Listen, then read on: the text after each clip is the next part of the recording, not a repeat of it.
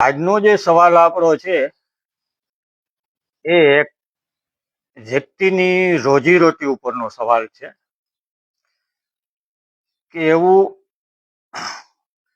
સરકાર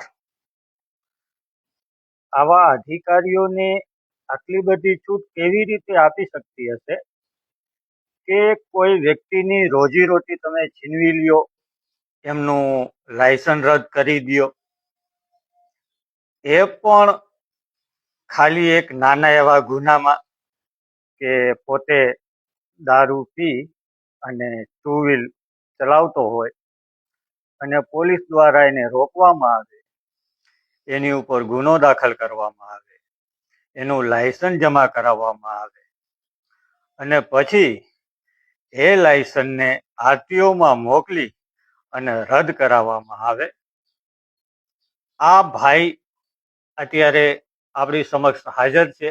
પ્રથમ આપણે એનું નામ પૂછીએ. તમારું આખું નામ? ગોસ્વામી લાલનાથ નિમનાથ. ગોસ્વામી લાલનાથ નિમનાથ. તમે શું કામ કરો છો? ડ્રાઇવિંગ કરું છું. કેટલા વર્ષો થયા? 22 વર્ષ. 22 વર્ષ થયા તમે ડ્રાઇવિંગ કરો છો. ડ્રાઇવિંગમાં કઈ કઈ જગ્યાએ જાઓ છો તમે? ઓલ ઇન્ડિયા ભાઈ.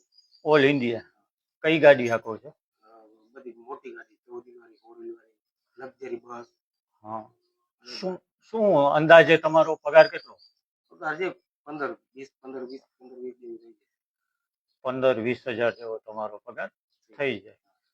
તો આ તમે ડ્રાઇવિંગ કરવા જ્યારે નીકળો છો ઘરેથી, ત્યારે તમને એવી ખાતરી કોઈ દિવસ હોય કે તમે ઘરે ફરી પાછા પહોંચશો?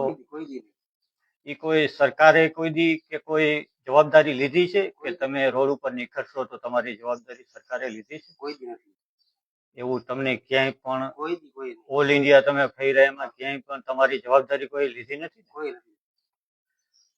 તો તમારા ઘરમાં કેટલા જણા છે? અમારા ઘરમાં 3 જણા. 3 જણા છે. તો આ લાયસન્સ તમારું રદ થયું, કેવી રીતે રદ થયું? જરીક હકીકત જે પણ હોય તે હકીકત દર્શાવજો. એક પણ શબ્દ ખોટો ઉપયોગ આમાં ન કરતા. બાઇક લઈને જતો હતો ખંભાળી ચોકી, 4 રસ્તા ચોકી છે ને, મિલન 4 રસ્તા પરોઠા હાઉસ. હા. બપોરા પર એની ગલી બધી નીકળ્યો અને પોલીસવાળો રોક્યો. એ લાયસન્સ આપી દીધું. મને પૂરી મેલ્યો. બીજે દિવસ છૂટી ગયો. પછી ગાડી છૂટી હતી 3-4 મહિના પછી ગાડી છૂટી ગઈ હતી. લાયસન્સ મારું આવી ગયું જમા કરી. પછી મને અહીંયા નોટિસ આવી. પછી નોટિસ આવી એટલે મેં માફી પત્ર લખાવી વકીલ આગળ. નિયમ સાહેબ એટલે હું અહીંયા સાહેબને દેખાડ્યું. સાહેબને માફી પત્ર. સાહેબ મારી ભૂલ થઈ ગઈ. મેં આટલા વર્ષમાં મારો કોઈ ગુનો નથી આવો. મેં એ આપ્યું તો મને સાહેબે એમાં એક સહી કરી. પછી મને કીધું જાય તમને મને બારી જાય. એટલે હું અહીંયાથી નીકળવા જતો તો સાહેબ મને પાછો ગયો. મને ગયા પાછો ગયો. સાહેબ મને કે કહેવામાં આવ્યું ને સાહેબ દારૂ પીધો એ પાછું લખીને આપી દીધું. મેં પછી બતાવ્યું 3 નંબર વાળીએ. મને કહે કે આજીવન રદ કરી દીધું. હવે કલેક્ટરની અપીલ કરવી જોઈએ. કલેક્ટરને અપીલ કરવા મેં વકીલને પૂછ્યું. વકીલ મને 20,000 રૂપિયા દીધા. આપણા કે પૈસા છે નહીં.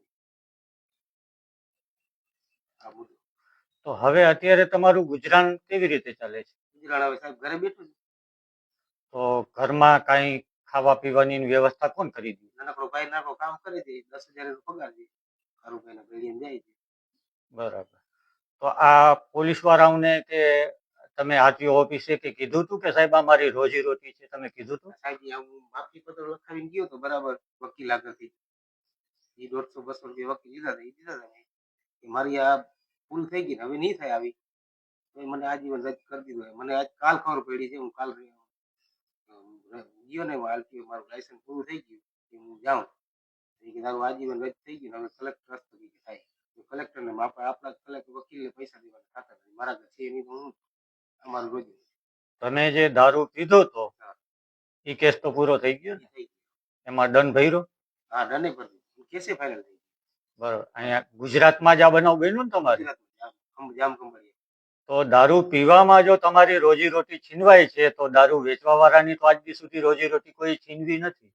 કોઈ નથી છીનવી. મારી ભૂલ હતી અને મેં માફી પત્ર માંગ્યા બરાબર લખાયું હતું વકીલ. મારી ભૂલ થઈ ગઈ. મારો કોઈ એવું રેકર્ડ દેખાડો કે આજે ગાડી ફેલ થઈ ગઈ, ગાડી ક્યાં ભટકાડી. મારો એવું આજ 22 વર્ષમાં કોઈ રેકર્ડ હોય ઓલી ચોકીમાં દેખાડે કોઈ અકસ્માત આજ સુધી એક બી નહીં? કોઈ દી આખું અને મારી ભૂલ હતી, મેં માફી પત્ર લખ્યું હતું, બરાબર.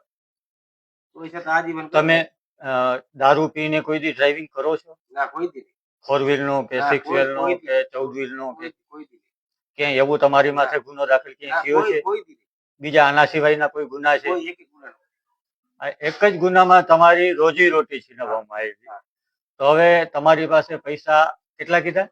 તેથી તો 20,000 રૂપિયા કીધું હતું. હવે તો કેટલા પૂછ્યું નથી અટાણે, તેથી 20,000 રૂપિયા કીધા. આપણા ઘર છે નહીં તો હું કેમ દઉં 20,000 રૂપિયા? મારા ઘરમાં બીજું કોઈ કમાવાળું છે નહીં, મારા બાપા તો છે નહીં. બસ. બાપા એક્સપાયર થઈ ગયા અને 14 વર્ષ થયા, 12 વર્ષ. તો આ બાબતે તમે પોલીસ વાળાઓને કે કોઈ અધિકારીને આરટીઓ કચેરીએ કે કલેક્ટર કચેરીએ કે તમે રજૂઆત કરી કે સાહેબ મારી રોજી રોટી તમે છીનવો છો, તો હવે આ મારી રોજી રોટી કમાવા માટે હું જાઉં ક્યાં? બીજો ધંધો તમને કોઈ જાતનો ફાવે છે? બીજો તો કોઈ દી કર્યો જ નથી થતો. હવે આપણે પગની દુખાવાની બીમારી છે તો ક્યાંથી કરવું? એટલે તમારું આધાર આ લાયસન્સ આના જો સિવાય મારું આધાર છે નહીં. આનાથી વિશે મારું કાંઈ છે જ નહીં. બરાબર. આના નંબર શું છે તમારા આ લાયસન્સના? લાયસન્સ નંબર છે GJ10 200 574 581. બરાબર. આ કેટલા ટાઈમથી રદ થઈ ગયું ને? અને 2022 માં કરી દીધું એમ કીધું મને. કાલે તમે તપાસ કરાવી હા, કાલે તો હું તમને ખ્યાલ પડ્યો કે 2022 થી તમારું લાયસન્સ રદ છે. રદ છે. હા. તો અત્યાર સુધી તમે ડ્રાઇવિંગ એના પછી કરતા હતા? ના, હું કામે જ છું. આ મુંબઈ. મુંબઈ શું કરતા હતા? મુંબઈ છે ને, અહીંયા રોડનું કામ હોય ને, એમાં હું ઉભો રહીને ગાડીઓ ખાલી કરાવું, બીજું કાંઈ નહીં. માટી. બરાબર. તો હવે આ લાયસન્સ તમારું કદાચ જો પાછું આ તમને ન મળે તો તમે શું કરશો? તો શું કરે? બીજું તો ઉપાય તો છે નહીં, કામ તો થાય એમ છે નહીં, બરાબર. બીજું તો હવે કામ તો આજીવનમાં કર્યું જ નથી તો કેમ કામ કરવું? ટૂંકમાં ડ્રાઇવિંગ સિવાય તમારાથી Driving કોઈ સિવાય ચીજ થાય એમ છે જ નથી. નથી. અને લાયસન્સ તમારું રદ કરી નાખ્યું છે નાના એવા ગુનામાં પોલીસ દ્વારા. પોલીસ. અભિપ્રાય પોલીસે મોકલી હશે ને આરટીઓ હા, ઓફિસમાં, હા. તો એની તમને જાણ કરવામાં આવી હતી? હા, એની આવી હતી. હા. બરાબર. પેલા જે મારું લાયસન્સ જમા અલકી વહી ગયું હતું, હમ. તો એની મને રદ ઓલી પહોંચાવી હતી, બરાબર. મને કીધું કે આ કે પહોંચે કે તું કે કલેક્ટર સાહેબ આગળ જાય કે માફી પત્ર લખાવી. હું વકીલ આગળ માફી પત્ર લખાવ્યું. આરટીઓ ઓફિસે હા. ત્યાં ગયો એટલે મને એને આવી રીતના કીધું કે કેવામાં હતો ભાઈ દારૂ થાય પીધો હતો મેં. દેખી ગોથરી પીધી હતી, ખોટું ક્યાં ગયું આપણે?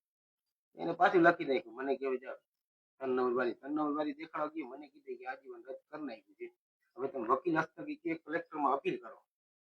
એટલે હું વકીલને જાણ કરી. પણ એમાં અપીલમાં કેટલો સમય લાગશે એ તમને કોઈ કીધું કે અપીલમાં તમે જાઓ તો કેટલો સમય લાગે? ઈ કાંઈ કેટલા સમયે પાછું તમને લાયસન્સ આ પાછું તમને મળશે કે નહીં ઈ કાંઈ એની કોઈ જાતની ખાતરી કોઈ આપી? ના, ઈ નથી. એ નથી. ના.